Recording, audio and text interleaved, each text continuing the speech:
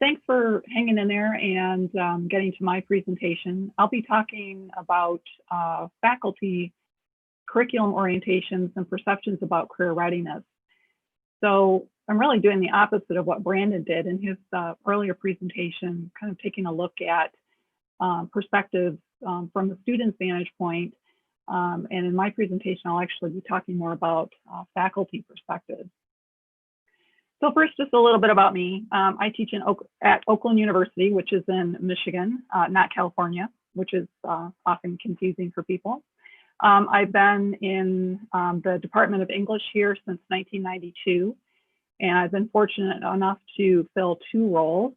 One is an internship coordinator, which allows me to help students find and secure internships and then mentor them throughout their projects. And then last year I took on the role of a career services liaison. And this really has allowed me to become part of our OU's competency program called FLAGS, which stands for Fundamental Learning Achievement and Goals. And this program grew out of a collaboration with the College of Arts and Sciences administrative team, career services, and first-year advising. We rolled this program out last year, and we've had some success, but obviously the pandemic slowed things down a bit. We've had a number of students interested in not only collecting and reflecting on these competencies and so forth, but we've also had kind of some students asked to be more involved with some of the aspects of this program as well. However, there's really been little attention from faculty paid to this particular topic in my own department. And so it got me thinking a little bit more about how to get faculty involved in this particular topic. Holmes stated that historically, the culture of the humanities is steeped in the idea that the pursuit of knowledge and understanding is valuable for its own sake and does not actually require some further goal in order to be of value. So I've encountered some faculty who feel embedding career readiness or information about career pathways into department culture undermines core values of humanities faculty, in particular ones that they share with regard to the purpose of education and academic freedom. So after hearing some of these different comments, it's not my job, I really don't know how to do this, I really don't know much about these careers, I'm not an expert, I already do this, or I lack a comprehensive understanding about careers, workplace, work culture, and competencies, and so forth. I started to realize how many barriers there are to embedding career readiness into the fabric of the humanities. And so I started to think about this even deeper. In a discussion with a colleague about my interest in this topic, she told me that the heart of this matter probably rests in course design, which I hadn't really thought of before. So I started to think more about course design and what influences my own decision making. And I realized I don't really think that much about how I really design a course and what influences me. It's kind of almost a subconscious thought. But once you start thinking about it, I realized that content really drives how I shape my course. And I really do, or have in the past, used quite a linear approach to organizing my material. You'll see a couple of different definitions here about course design, and they're all pretty similar, but they all kind of take a little bit of a different trajectory. Some think it's akin to engineering or applied science. Some think Goodyear thinks that introduces some distinctive kinds of problems that require solutions or strategies, which you can't fit everything into on a syllabus. You have to pick and choose what you include. You have to think about alternatives. You have to maybe think about goals or objectives. You have to look at program goals and things like that. So there's slight variance on actually how to articulate course design, but I think it has to do mostly with what Stark says. Stark suggested that course planning is not a formula or prescription. Instead, it's a science and a creative act linked to teacher thinking that must be examined contextually.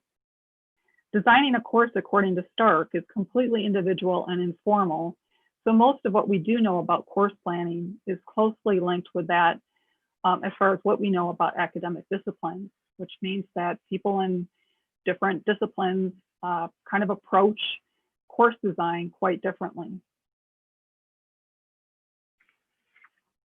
Now, Norton noted a lack of research studies focused on the individual process of designing a course at the university level. There's quite a bit of material available on K through 12 curriculum, course design, and so forth, but relatively few research studies geared towards the micro level of designing a course. Stark produced quite a bit of seminal work on this particular topic.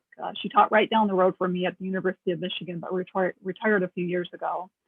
And she spent really quite a few years investigating this topic of what influences a faculty member's course design. Now, theories surrounding course planning models indicate that faculty employ a linear process, as I mentioned, that I have done in the past. I'm trying to change that, in an approach to using commonplace elements. But Olson and Hora concluded that designing a course is really not a simple linear process where a single factor drives individual behavior. Conrad and Pratt critiqued this linear approach to modeling the design process as well, indicating that most likely the model does not reflect real-world practice. So whatever you put into words doesn't quite capture what faculty do. And it doesn't necessarily mean that they do it across the courses that they teach. They may actually use a different approach for every course that they teach. Instead, Olson and Hora indicated that a complex combination of cognitive, sociocultural, and organizational factors interacts in particular situations to influence teaching behaviors. For the most part, Stark, along with a few others exploring this topic, found out that there are some key influences that factor into course design. And faculty from different disciplines have different perspectives about the purpose and value of education. And so the hierarchy of influences changes depending on academic discipline. So all in all, course design decision-making differs not only across discipline, but between faculty sometimes as well.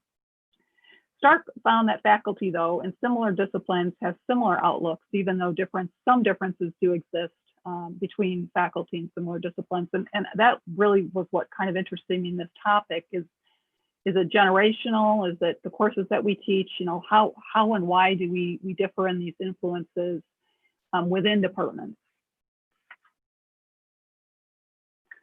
Now, Eisner and Valence, who also explored the idea of course design, indicated that faculty hold different value orientations that stem from belief structures or philosophical positions that faculty hold. Each orientation reflects a different educational perspective that influences educationers' focus on the learner, the context, and the body of knowledge and/or content. However, measuring the effects of values on decision-making is challenging since faculty between, among, and within disciplines prioritize values quite differently, according to Eisner and Valence. Just a kind of a brief overview of these different orientations, because this kind of factors into my research in a few moments. So it will give you some foundational positioning to kind of understand how I looked at different lenses of faculty. So academic rationalism is a pretty traditional approach. Most humanities faculty probably employ this type of lens. And it really relies on designing a course with didactic instruction or delivery to disseminate knowledge organized by subject matter for the purpose of cultural transmission. So in designing a course, faculty build material or content or activities in a linear fashion around knowledge, skills, and a disciplinary way of thinking. Now, the cognitive process promotes the student's ability to think and develop cognitive skills that are applicable to intellectual problems. So the design of a course from this lens focuses mostly on problem-centered activities and/or inquiry. It uses modeling, explanation, interaction, feedback, and content that creates opportunities to develop key skills and master concepts. Curriculum as technology orientation, which is now really competency-based education. So Eisner and Valence developed these orientations in 1974. So all of them have kind of undergone some transformation. And obviously other scholars have looked at these and categorized them a bit differently, even though the criteria has somewhat remained the same. But the curriculum as technology orientation is all about changing behavior. So if you use this lens, you think that performance objectives and results oriented type of course design are in play. So you use the objectives that you lay out in your planning stage and design the course accordingly. You include content and activities and so forth that drive those objectives. Personal relevance facilitates students' abilities to recognize the limits of disciplinary knowledge. It's a learner-centered approach, and it empowers students to shape their own learning so faculty assume a non-authoritative role. So in a way, there's less course design in this lens than there are in others, because students are quite involved in designing the course to some degree. So there is some co-learning going on in that type of lens. Self-actualization is to help students become self-actualized. The design is limited really to no course to little or no course planning, because students definitely drive the curriculum in this lens. And then the last, the vocational or enterprise lens, prepares students to transfer relevant skills needed to succeed in the workplace. Faculty take on the role of mentor, and they focus on skill and activities in their designs. Now, Goodyear labels course design as the space of wicked problems. And if you look at Robert's graph here, you can understand why. It's difficult to figure out what influences and what influences are in play and how they exactly affect design. There have been a couple of research studies that have attempted to try to explain this. Roberts did a study of 20 faculty participants in different disciplines, and she found that even though discipline served as a major influence in the process, institutional and socio-political context represented second-tier influences, and that participants did respond to institutional change agendas, which surprised me. It also motivated me to do some of my own research, which we'll get to in a second. Participants referenced goals related to developing cognitive and workplace skills. They both expressed as learning outcomes. Consequently, Roberts suggested that faculty participants may be reacting to external stakeholders' agendas, which address graduate employability and degree articulation. So I arrived at this brink of, I want to know more about this, and it kind of moved me forward in creating some research questions. And I started thinking about how do tenure track and tenured humanities faculty at a four-year research institution design their courses, and what aspects influence their design. And then I really wanted to take a look at that vocational lens to see if anybody employs that type of lens, either in a meta-analysis of different lenses and so forth, or if they just use one lens, or if they use different orientations. And so my second research question was, what are pre and post tenured humanities faculty perceptions about course design that includes more focus on skill development and career readiness? So because this was a pilot study, I only interviewed 5 of my colleagues, but I did have some criteria that they needed to meet in order to participate.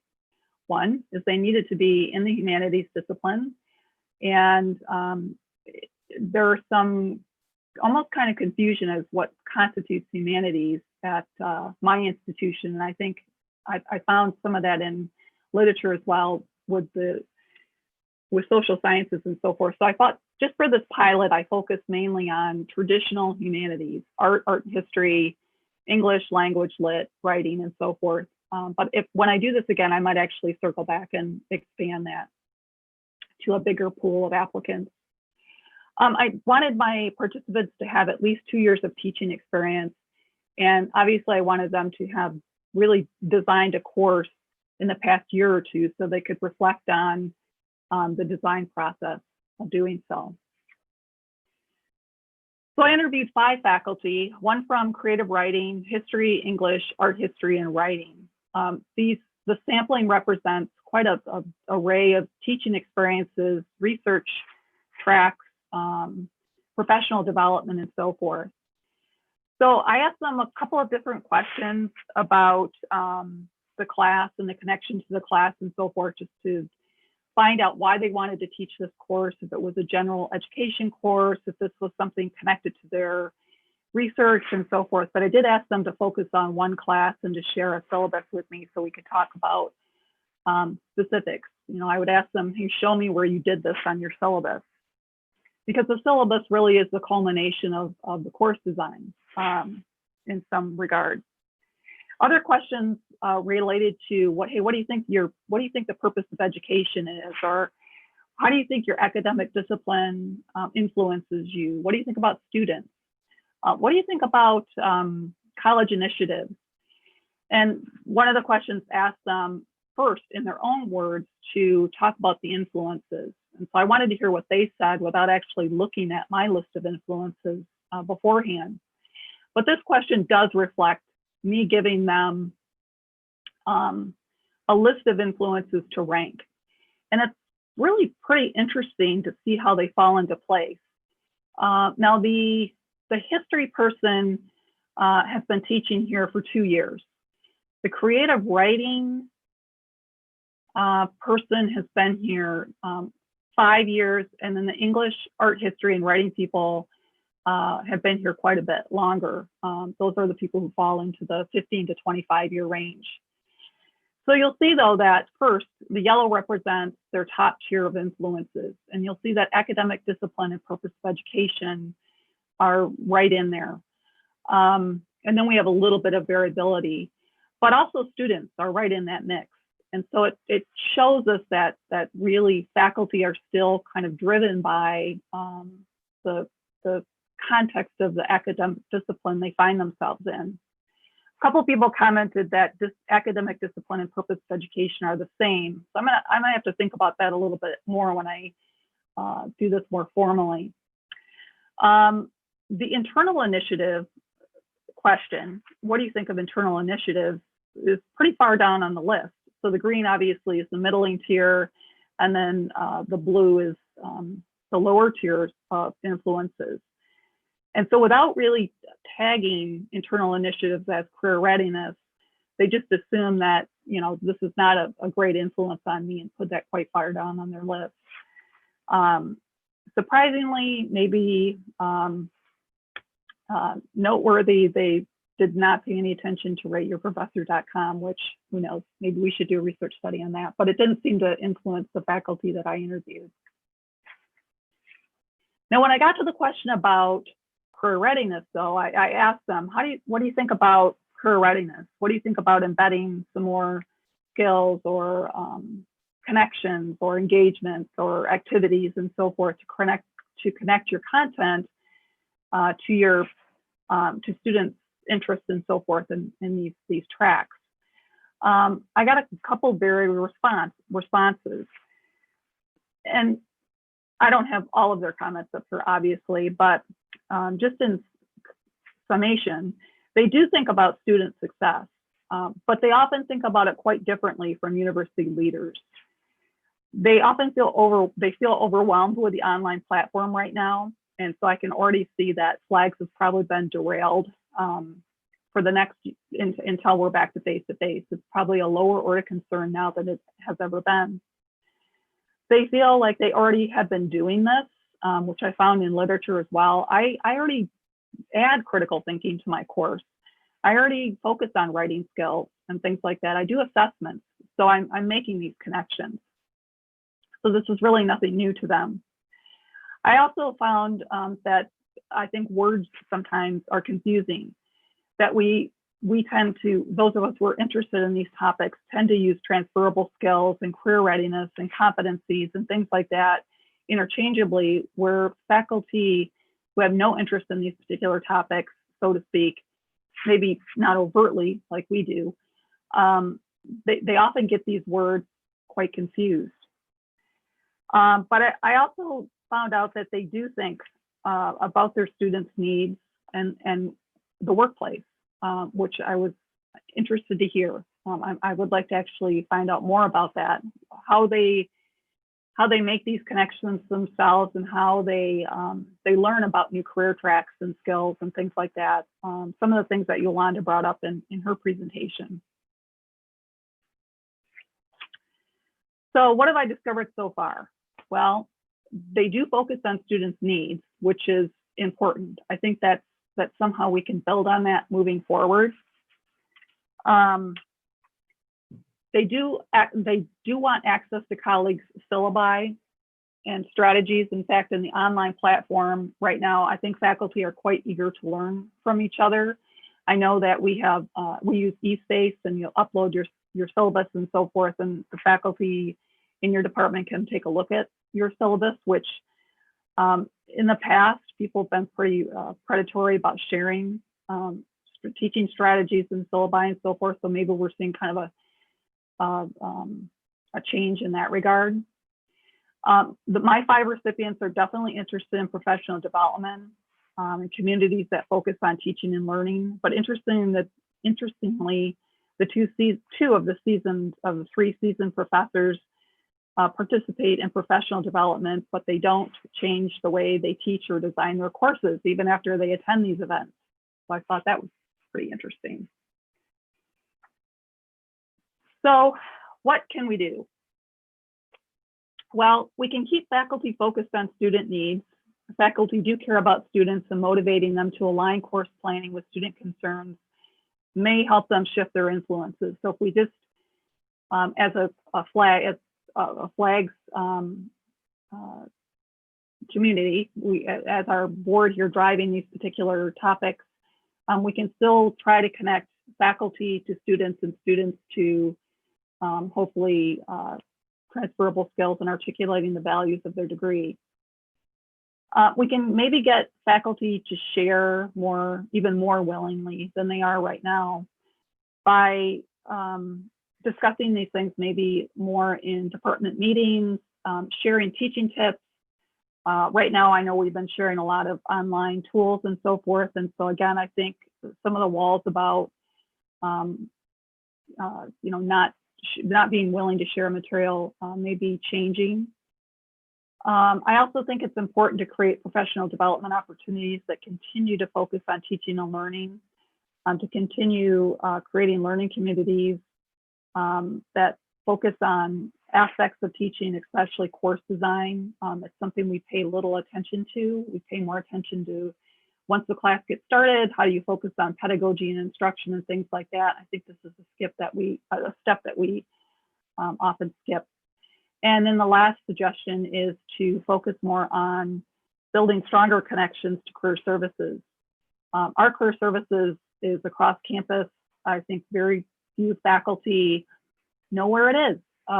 Very few faculty send students there. Very few faculty have met the people who are our College of Arts and Sciences career advisors and so forth. So I think there's a lot of good news out of this pilot study that I did, but I think there's more that I need to know. So I'm actually turning this into a more formal research study, and I'm going to start that in January.